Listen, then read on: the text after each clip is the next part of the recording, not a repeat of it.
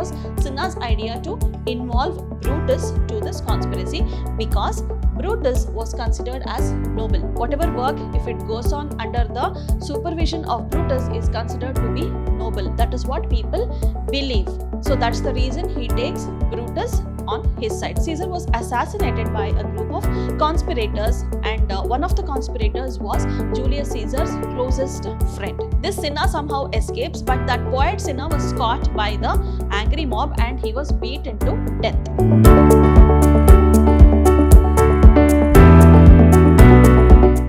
Hello everyone, I am Dr. Shalini, Professor of English, Vidhyaashram First Grade College, the Temple of Excellence, MYSURU.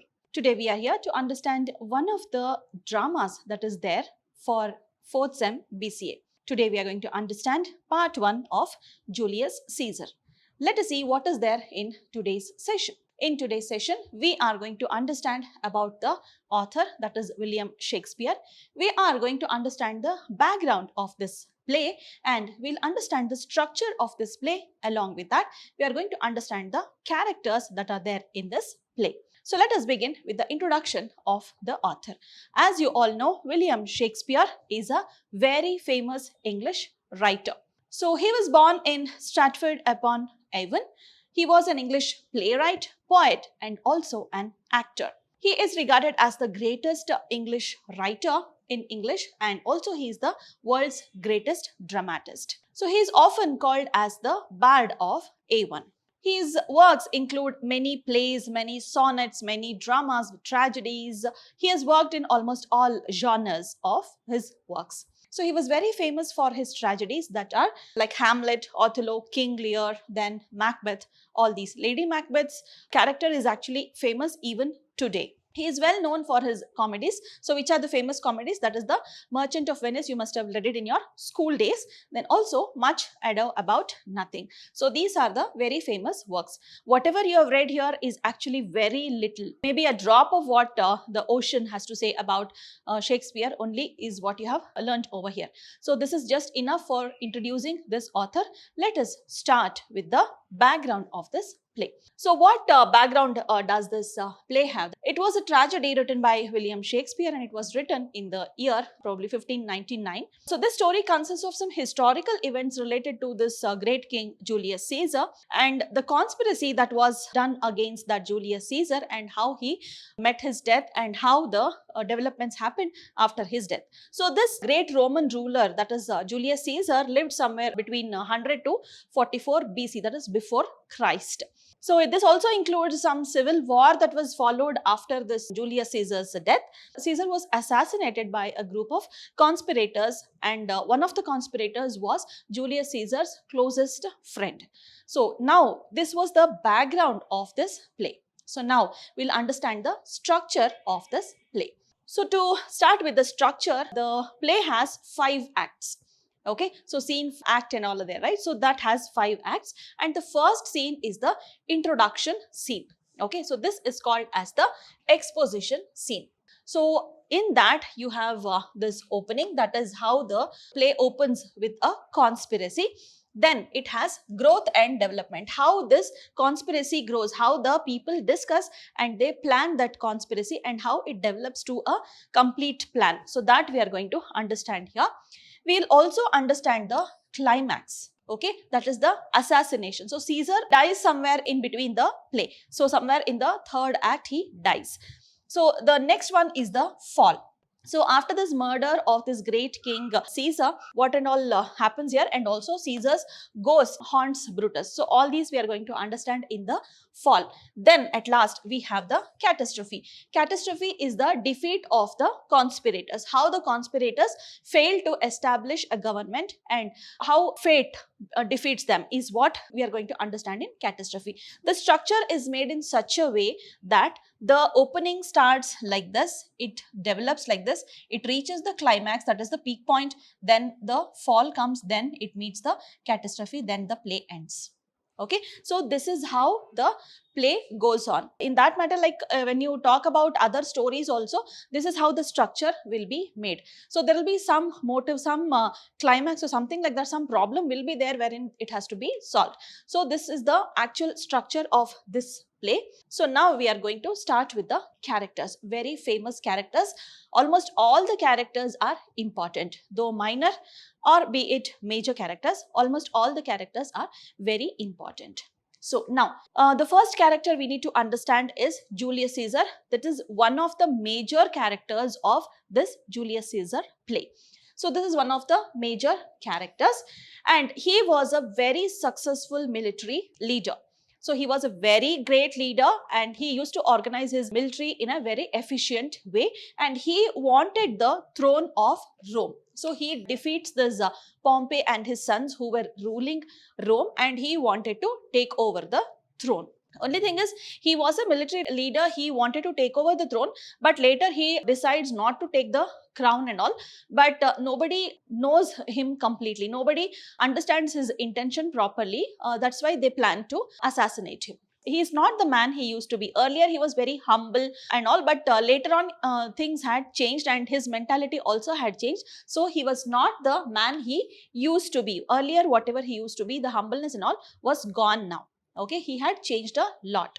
He was arrogant and he easily flattered. He was now easily flattered and overly ambitious. So this is what had become here. Okay, so now he had become very arrogant. He was easily flattered by the people around him. He used to believe people very easily, so that the success had got into his head. So he was easily attracted. He was easily flattered by people. So that is what had happened. He had become overly ambitious. That's why he went on expanding his kingdom, and he goes to the kingdom of Rome also. He defeats Pompey and sons, and since he was a very great and successful and a very strong military leader, he was able to defeat them easily. So this is what had happened now. So he was assassinated midway through the play. Somewhere in the third act he was assassinated. His spirit haunts Brutus twice. So his spirit haunts Brutus twice. So you can see this is a common thing in Shakespearean plays. Whenever in a proper way somebody is not able to find out, or somebody is not able to detect who is the crime doer, or somebody who has done the crime, or the thief, or something like that, who is the problem creator, then this is what Shakespeare brings in. That is the supernatural power. That is, the spirit visits Brutus twice. So this is what happens here also. So Julius Caesar, when he is alive also, he was a major character. Later on, he comes as a ghost also, and he shows his presence in the other scenes also. So twice his ghost has visited Brutus. Okay, so the next two characters are Flavius and Marcus. So these are the tribunes who are wishing to protect the plebeians, that is the Romans, from Caesar's tyranny. Tyranny is a kind of military dictatorship, you can say. So they wanted to save these Romans from that. So actually with these people only the play opens. So people were celebrating Caesar's victory. The Roman people who were once celebrating Pompey and his sons now are celebrating Caesar's victory. So this is what the play opens with, that is Flavius and Marcus. These are the tribunes. Tribunes are just the followers of Caesar. They visit this place and they are just checking how the arrangements have been done for Caesar's welcome. So they break up a crowd of commoners. So commoners are waiting to see Caesar's triumph, that is the victory. Triumph is victory, and they are actually put to sleep. Means they talk about how these people once were celebrating Pompey and sons, and now they are supporting Caesar. So they are talking about that. So in a group of commoners, wherein a crowd has been gathered to welcome Caesar, and they were checking on the arrangements to welcome Caesar. So that time they break up a crowd. They just go and ask them, is it right? Whatever you are doing, is it right or wrong? They just go and ask the people over there who were waiting for Caesar. Reason being removal of ornaments from Caesar's statues. So they were just checking on all the developments. So that time what they do, they just feel like they wanted to remove all the ornaments and all from Caesar's statue. So the flowers and all, statues were all decked and all. They were very well arranged, but they just wanted to remove everything because they felt that whatever behavior the Romans are showing towards Caesar is not right. Because once they were celebrating Pompey, now they are celebrating Caesar.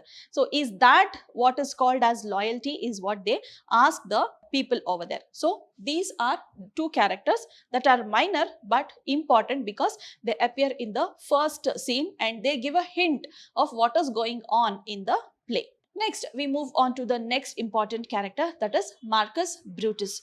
So he was actually a judicial magistrate of Rome. He is supposed to be one of the confidants of Julius Caesar, the person who used to considered as a very close friend of Julius Caesar.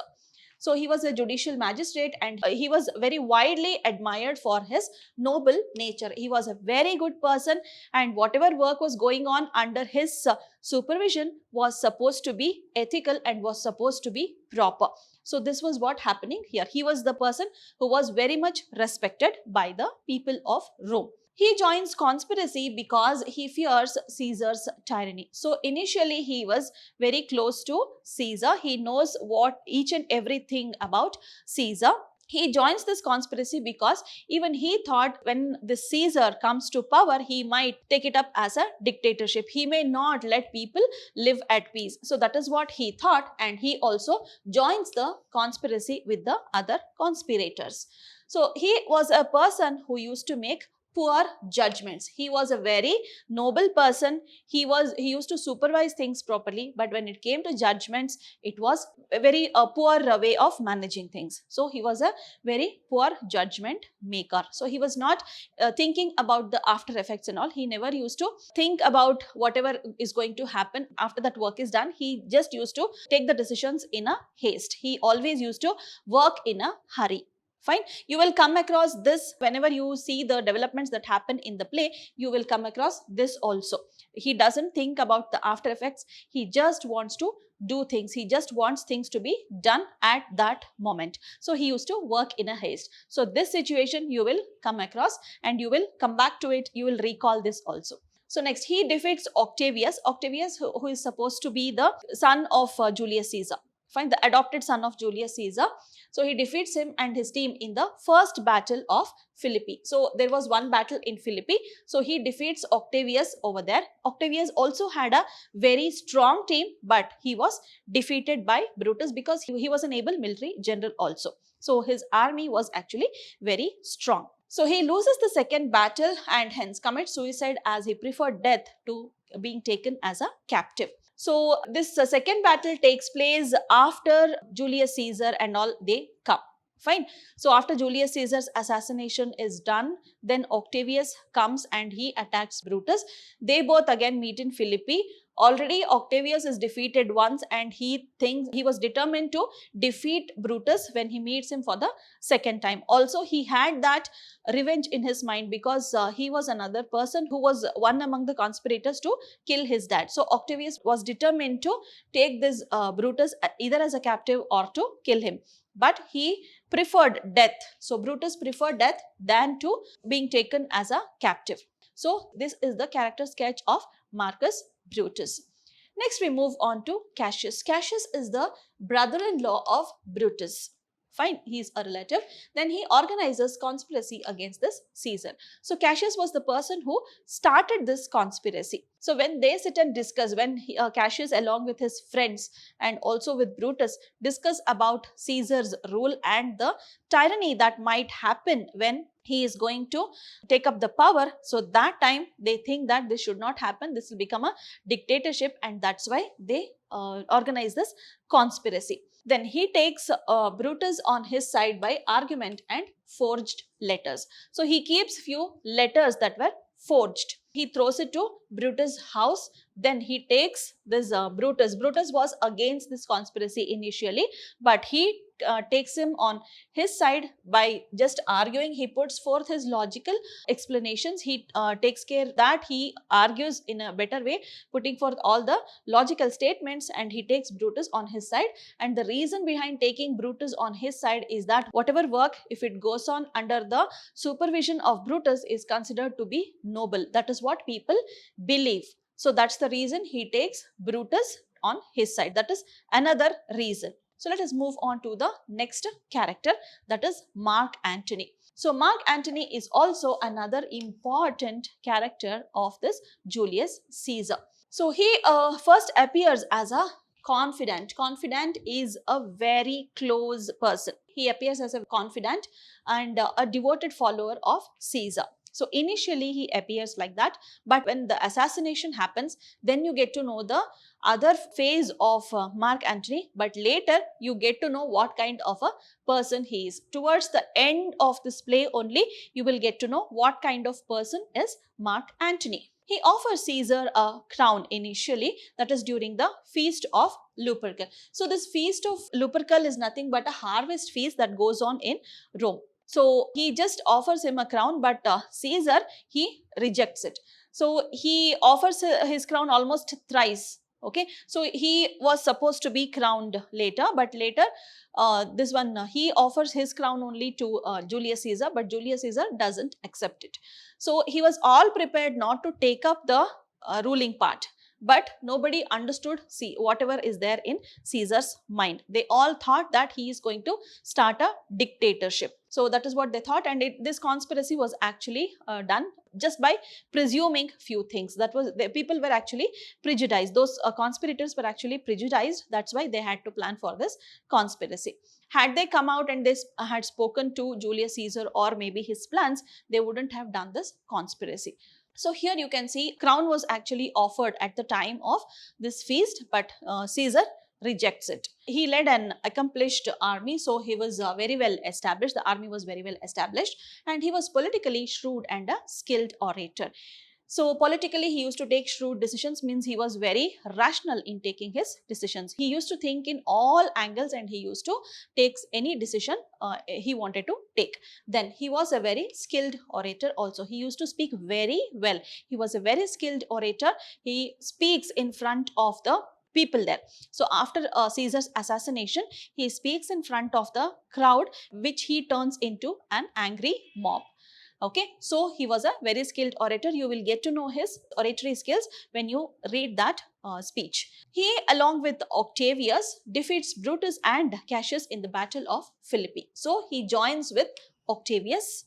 Then he defeats Brutus and Cassius, that is the conspirators. So Octavius and Mark Antony are on one side. On the other side, it is Brutus and Cassius. So both lead separate armies, and Antony and Octavius, they defeat Brutus and Cassius. So Mark Antony is considered as one of the major characters of Julius Caesar.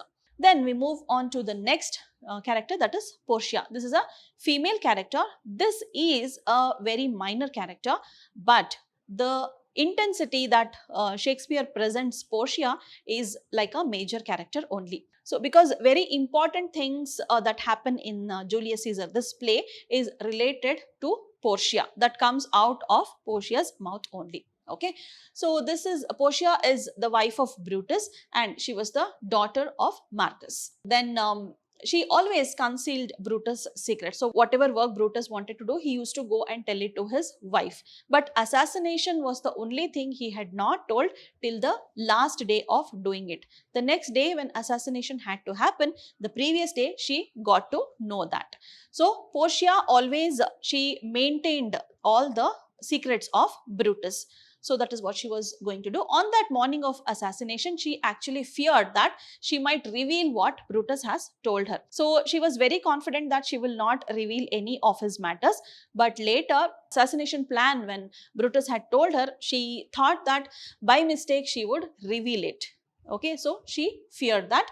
Thinking about this, she actually commits suicide when she learns that her husband's fortunes are doomed. So she thinks that after this assassination, her husband will get one or the other power. So he would get a very efficient power or something like that. But later on, she gets to know that he was defeated, and all his fortunes and all, whatever he had thought, whatever the luck he had brought now, were all actually doomed. So thinking about that, she actually commits suicide. That is actually a very big blow to Brutus. So this is the character of Portia.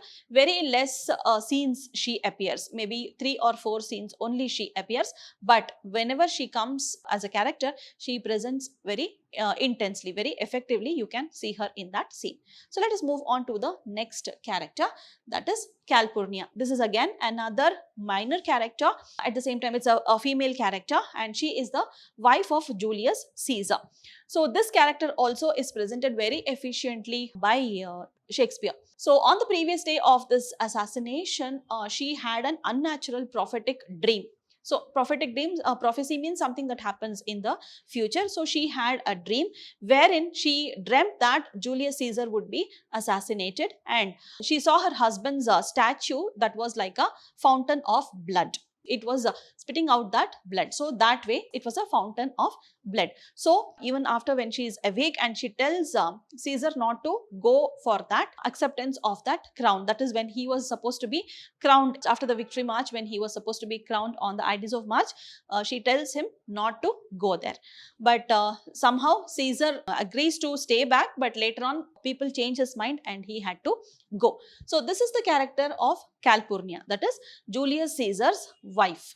Okay, so we move on to the next character, that is Kaskar. So he was the witness to Caesar's attempts to manipulate the people of Rome. So Caesar tried to manipulate the views of Roman people. So he was one of the witnesses. He saw how Caesar used to change the mindset of people over there in Rome. So he wanted to end that Caesar's power. So he wanted to end that tyranny which they thought would be. So he was one of the witnesses, and he reports the failure to Brutus and Cassius. So like he wanted to change the mindset of people there. When it was a failure, he reports that to Brutus and Cassius. So he was more or less a kind of messenger to this Brutus and Cassius. And obviously, if at all he is on the side of Brutus and Cassius, he will be one of the conspirators, isn't it? So he joins this conspiracy just before the day of this assassination. So on the night, only on the night he joins this assassination. So he also wanted to support from the beginning, but later on he joins towards the conspiracy. So he was the first conspirator who stabbed Caesar. So he was the first one to stab Caesar. So remember, Kaskar was the first person who stabs Caesar. So next we move on to the next one, that is Cicero. Cicero and Cinna are the minor characters. Okay, so here you can see Cicero was a senator and a famous orator. So he used to speak very well. They appear in very less scenes. Okay, so he was very calm and philosophical when he meets the excited Kaskar just before the day of assassination. So just before the day of assassination, Kaskar was very excited. He was very calm and philosophical because he didn't want Kaskar to reveal that he is also a part of assassination. So one moment the assassination plan is revealed, Caesar was bound to escape from that. Okay, so he was very calm at the time of assassination, that is the day before that assassination. So he advises Kaskar also to be very calm and composed. Then we come to Cinna. Cinna also was a conspirator. He urges Cassius to involve noble Brutus also into the conspiracy. It was his idea. It was Cinna's idea to involve Brutus to this conspiracy because Brutus was considered as noble. So whatever work Brutus does was actually noble. So that is what they had planned. So you can just recall this character. Cinna was a conspirator, but there was another Cinna in Rome. Okay, he was a poet actually.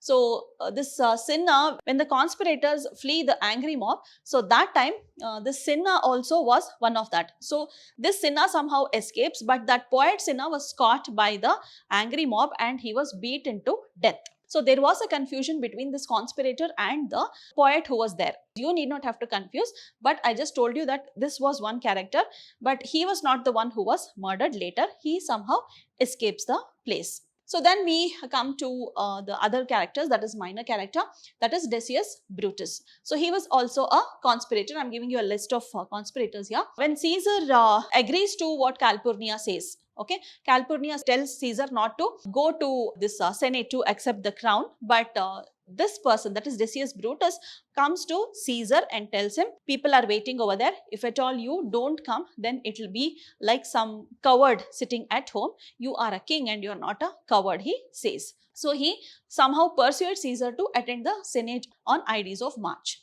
So he interprets Calpurnia's dream in a different way. Somehow he interprets that dream in a different way and he persuades Caesar to attend the Senate. So he also tells about Senate intending to crown him as the king.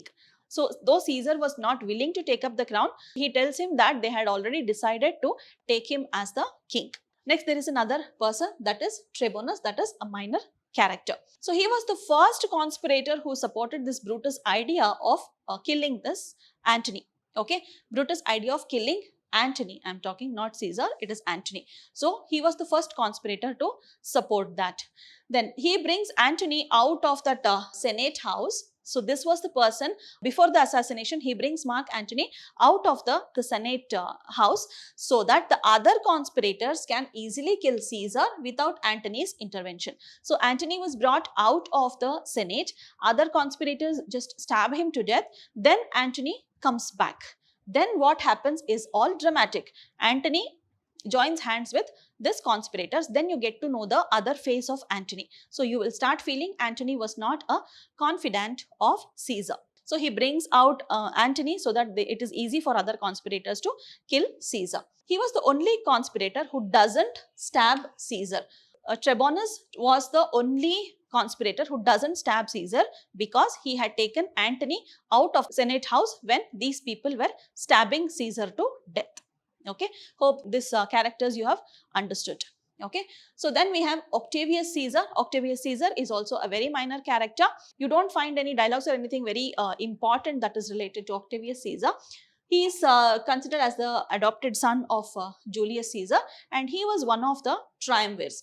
Triumvirs means the triumvirate, that is the three people's government which was supposed to be formed after the death of Caesar. He was one of that. So Octavius, Mark Antony and Lepidus formed the triumvirate. So Octavius was one among them. So they three together were supposed to form the government which is called as the Senate, that is the triumvirate. Three, so three people are there. He and Antony lead the army that defeats Cassius and Brutus at Philippi. So he was on the side of Mark Antony.